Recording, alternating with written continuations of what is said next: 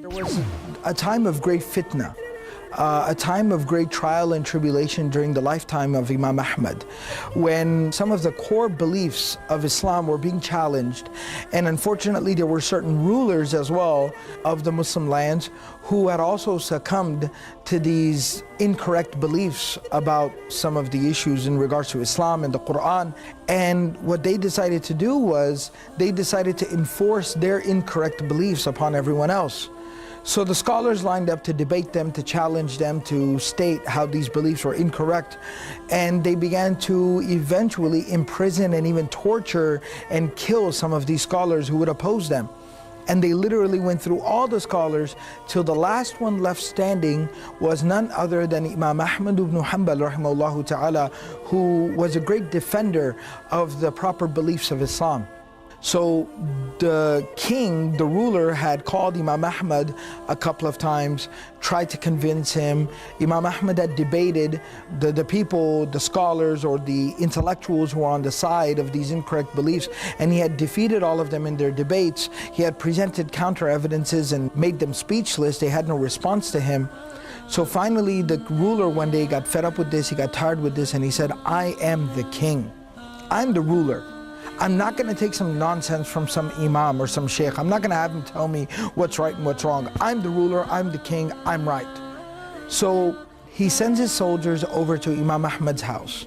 And he says, I want you to chain him up, tie him up like a prisoner. You know, like maximum security style. I want you to chain him up like a criminal. And I want you to walk him through, don't bring him from a side route, walk him through the center of the town, through the town square, through the marketplace, so everyone can see him humiliated. And then I want you to bring him here, and then we will lash him, and we will torture him, and we will punish him until he does not concede. So Imam Ahmad ibn Hanbal is now chained, and he's being brought through the town, and everyone's gathered around, everyone's watching, everyone's looking, everyone's gawking, you know, shocked and surprised at what's happening.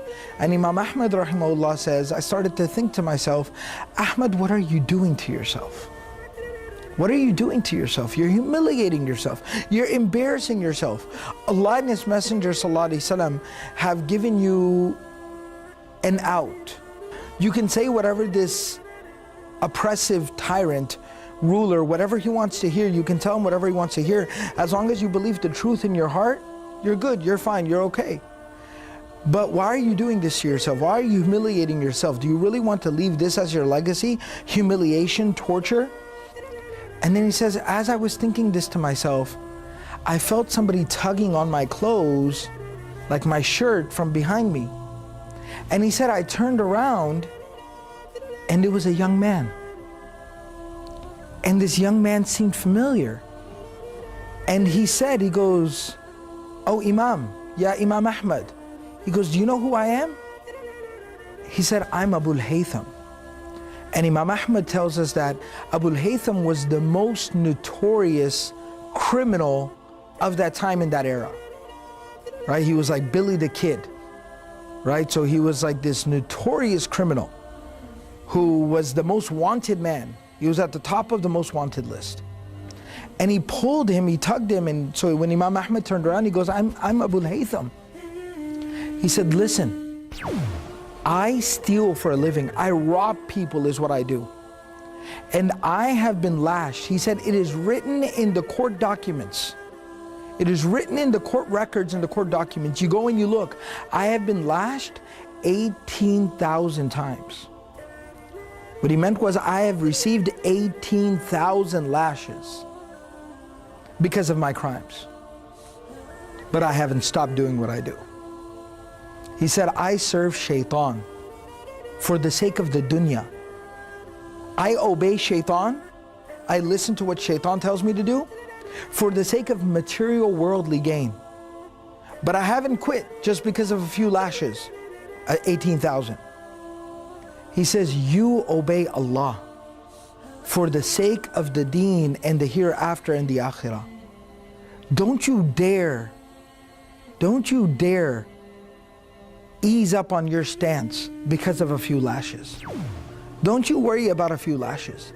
I didn't give up robbing people, doing bad things because of lashes. Don't you dare give up a good thing because of lashes.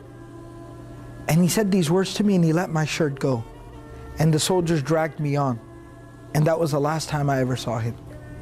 But Imam Ahmad said, when he said those words to me, it lit a fire inside of me.